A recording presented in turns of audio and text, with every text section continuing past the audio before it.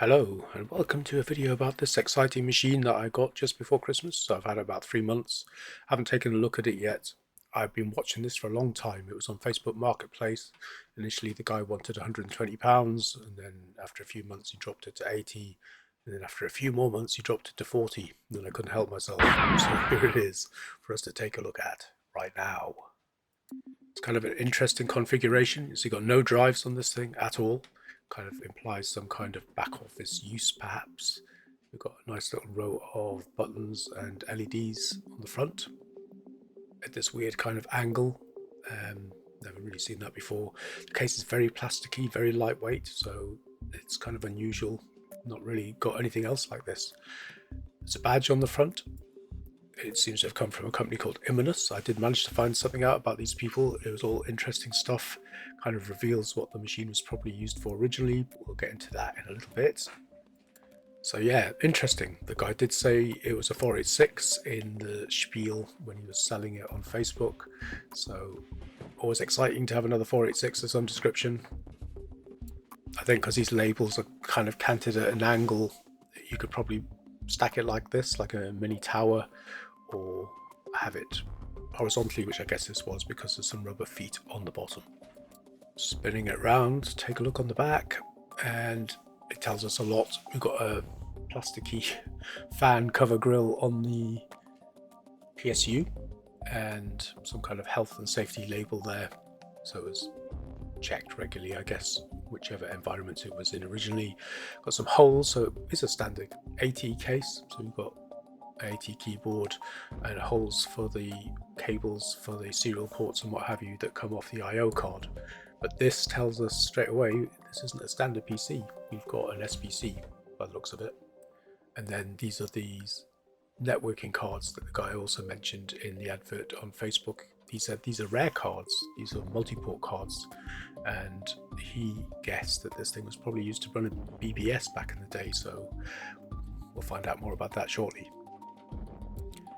So the case is minimal with screws. There's a single screw in the middle there, and then we've got these little clips. As you can see here, when I was first trying to take it apart, it didn't clock that you needed to take that screw out, but once I did, it was simple. And then it was a case of getting these clips off carefully because the plastic is probably brittle, and then the lid just lifts off. There we've got all the exciting stuff inside. So yeah, taking a quick look, you can see everything's like stacked on what looks like a backplane down there. So we'll get it all apart and take a closer look. So out come these rather large, long cards. There's one there that's got some kind of little bridge cable, and then there's a loose one at the back, so not quite sure how they will hook together. A lot of chips on here, some spare sockets and what have you, but there are some very interesting chips on here as well. And the most notable of all of these is the processor, which I guess is the brains of the thing, and it's this. This is an Intel 8186. So I've heard about these things, and there were a few PCs made with them, but by and large, the 186 is like a missing link in the 8086, the original series. So 286 was the one that we all kind of know about after the 8086. So what happened to the 186? Apparently Intel brought it out, but it was very tightly integrated, so there's a lot of things on the single chip, and it didn't conform to IBM's AT standard, so it was difficult to use in PCs that followed that pattern. There were some PCs packing this chip, probably most notable this, the RM Nimbus PC186. And yeah, it's just nice to have a couple of these 186s in my collection because I've got two cards here with them on, and I have the missing link. I've got everything from 8086 to 486. The third card of the machine seems to be the sort of parent card. That was the one with the larger port on the back, and this gives us some of the information about what these cards are and who made them. They're from a company called Novus Networks Limited, and they are 8-port async cards, or 8-port async card. So it'd be interesting to see if we can figure out what these things actually do. But yeah, chunky things. So there we've got the controller and what I presume are the two cards that whatever it was controlling were connected to. Next out is the SBC. So it's a cool little one. I've got a couple of SBCs. They're usually much bigger than this one. My other one that I've got kicking around at the minute is a Pentium, and it is a much longer thing than this. It's fairly compact. But yeah, look at that. Cool little thing. A couple of memory slots at the end. I'm going to guess that there may be Edo RAM on there. There's only one of them occupied at the minute.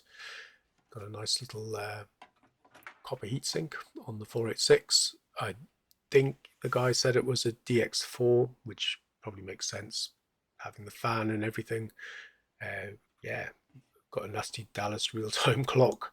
I'll probably socket that at some point, and some other socket there for something, not quite sure what that is. Got a little BIOS chip from Award, dated 1998. I'm going to guess that these are the keyboard controller, and then up above that there's an SMC chip, which is probably the floppy disk controller. Got onboard graphics, Cirrus Logic GT54M40, so solid, reliable 486 graphics. Nothing special, not slow, not fast, just reliable. And to top it all off, we've got a chipset from ALI.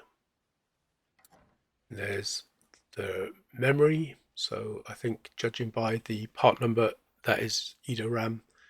A bit dusty, the whole thing's a bit dusty, so I think I'm going to split the case out and give it a clean. Everything's out now, so we've got a power supply, 200 watts by the looks of it.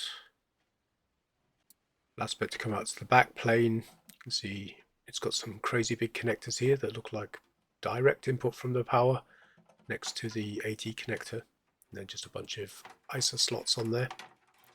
It has a hard drive, so hopefully there's still some interesting stuff on there.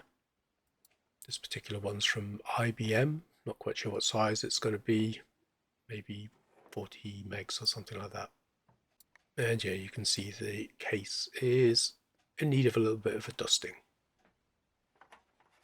Yeah, interesting little set of internals, this one. I couldn't get the heatsink off the CPU, so we'll check the specs of that when we get the thing booted up, if it boots. I basically went at it with the anti-static brushes, and then I've just put it all back together now. Look at that. External cooling fan. Very noisy external cooling fan. Will it boot? There we go. Working machine. We can see what we've got. AMD 486 DX 400 megs. We can see our memory there. Floppy disk fail, because there isn't one. But yeah, obviously the CMOS needs resetting, because I imagine that Dallas has long since gone flat. So we'll go in and do that. It also wasn't detecting the hard drive, so we'll set that to auto detect as well, and then hopefully we'll be able to get in and see if there's anything else interesting actually on that hard drive. On reboot, we got a hard drive detection, which is cool. And then we got some interesting things as we went into the machine. We got this choice: Chameleon, whatever that is, or Chameleon with management. So yeah, this looks like it might be something to do with the network stuff. Not touching anything, just seems to default to Chameleon, and then it booted into this rather strange environment. And this is kind of where the software fun begins, because there's a whole can of worms here as well.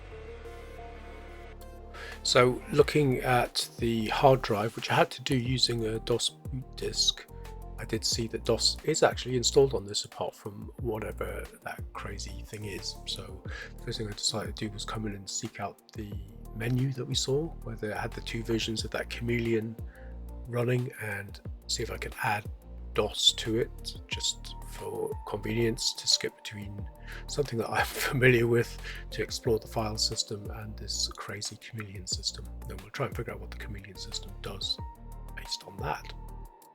But first, taking a look at the file system while we're booted up with the DOS boot disk, We can see some interesting stuff in here. The most noticeable thing is this reference to files to do with x.25. So x25 is a networking protocol from the 70s, which it appears this machine is using. That kind of implies that this thing is part of a fairly beefy network and not just a sort of little office network, back office type thing as well. Fooling around with some of these files, soon found this max.batch file is the Chameleon system, so clicking on that fired it up. So I guess that's what's getting launched from the startup menu we saw. Anyway, as I said before, we're in here to find the menu, and we've got it here. So we'll add some extra commands and see if we can get it to add DOS to that boot menu so we can get into DOS when we want without messing about too much. And after a bit of fudging around, it did manage to get it to add the menu, so that makes it easy to get into DOS whenever we want to have a look at the file system or whatever, which you can't navigate from within that Chameleon system, it seems. Well, you probably can, I just haven't figured out how to do it yet. I did have a quick poke around to see if Novus Networks still existed, and there is a company called Novus Networks, and it does deal in networking stuff. It was incorporated in 1999, which is probably slightly late for this system, so I don't know whether perhaps they were some kind of hardware company potentially that was taken over by somebody else who, because now they just seem to provide services, not hardware. They just use Cisco and everything like everybody else. So I wonder if at some point they've like changed ownership or changed direction and reincorporated themselves as a company. So possibly this is a legacy of this new company that we see here, but who knows. Anyway, back into Chameleon. I'm going to see if we can figure out how to make anything work in here. See if we can get around and find out some stuff. I couldn't find any information whatsoever about this Chameleon networking system, so it was really just a load of trial and error. And to begin with, I discovered that as you enter the system, you're in a kind of UI editing mode. So I quickly found out I could change things like the colors of the boxes and select certain windows and drag them around the screen and that kind of thing. It doesn't really help us figure out how to actually use this machine or do anything useful with it. But it did eventually click. Just using the number keys switched the sort of input mode. So I eventually got out of UI mode into a position where it would actually let me start typing stuff into the command prompt. So then we had this NUA number of units to be managed, and if you entered anything in there, it would ask you for a password. So I'm not quite sure what this thing is, but just started randomly hacking around, putting stuff in there to see if we could get any further. So one thing I noticed when I was fiddling about bringing screens forward and backwards is as you load the system, it actually does this. I think it's logging out to a text log file. And when I was sort of looking through this, it was actually the video. After I videoed it, I was scrolling backwards and forwards trying to read what was going on. And it's bonkers. It's got some interesting stuff in here just about loading up the X25 system and stuff, but it's got plain text passwords and users in here as well. And it also says a little bit about what the system is running in the back. So there's a fair bit of revealing stuff in here. It's connecting to the X25 network here. It seems to be using Telnet to do all its routing. You can see it set the host to be Imanus. So I'm guessing Imanus being the company that was on the badge on the front of the PC, Imanus probably has a mainframe somewhere, maybe a head office that this thing's dialing into. But the best bit, totally unacceptable by today's standards, it's logging out management passwords, usernames and passwords in plain text. So here we've got one MacMan and the corresponding password, and hopefully we can use that to get into the system. And that's exactly what it did. So suddenly we're into the management system. We've got a list of various functions and folders to have a little bit of a poke around in. So that's cool. So it looks like just using the cursors, you can go down through these things. So I guess we may as well start with system, hit enter on there. Bang, look at that. We've got options. System maintenance menu it is actually. So we've got file maintenance, examine error log, reload system, blah, blah, blah, blah, blah. So I guess we can go and take a look at file maintenance, perhaps. Bang, look at that. So now we can see basically all the stuff that we were looking at initially in DOS, but now we can get to it with inside this. I don't know, it's a bit like a kind of Unixy type thing that's running side by side with DOS. But let's have a look at some of these things. So in there, you can see the various log files, and we can see a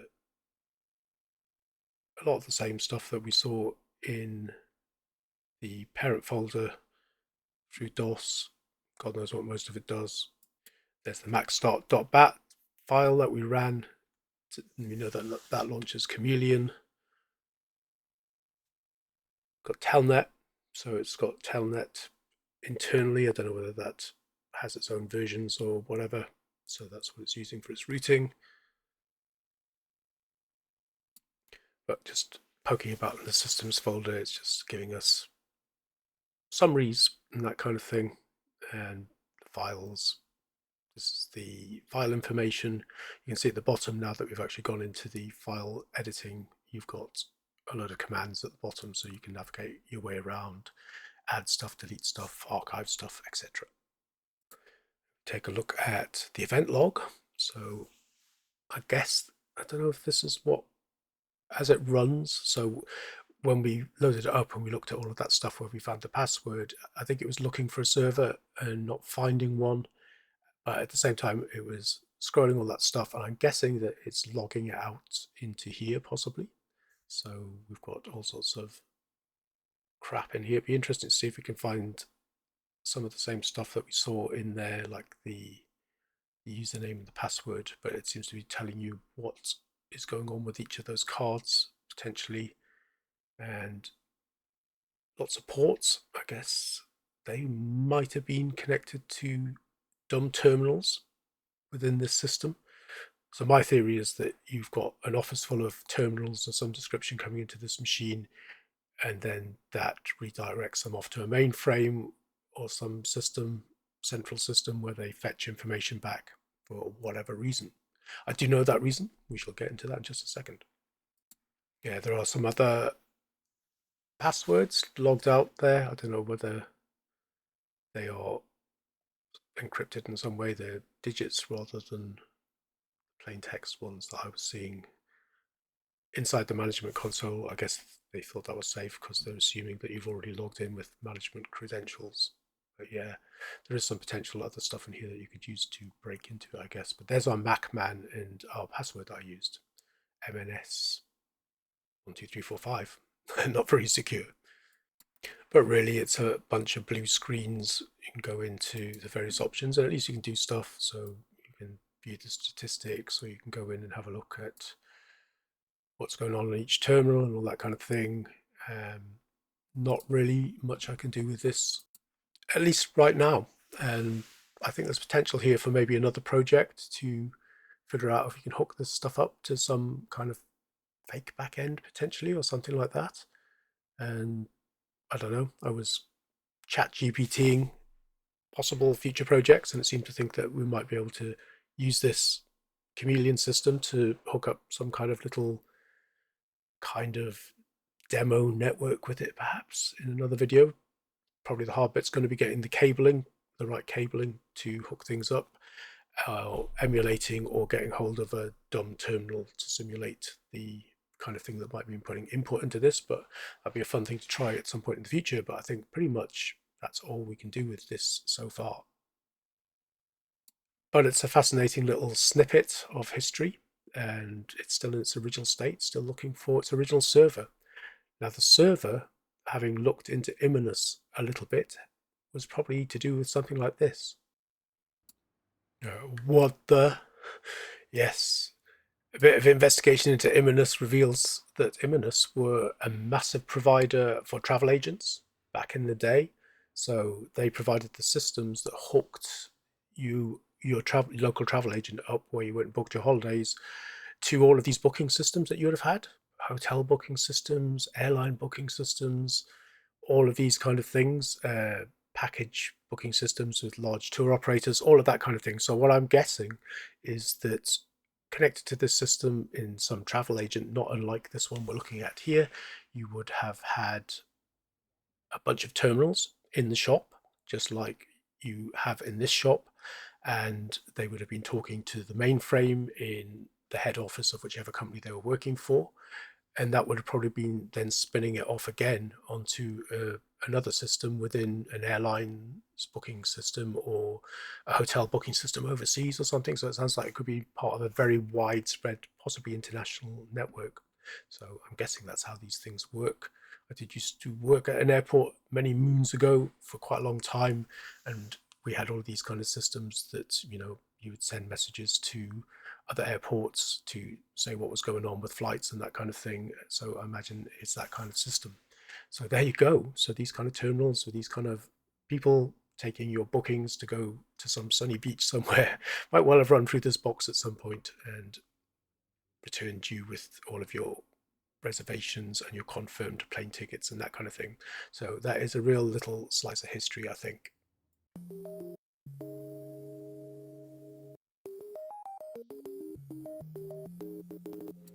And there you go. Interesting little explore of an interesting machine, a little bit different, not the usual build a DOS rig and play some games on it.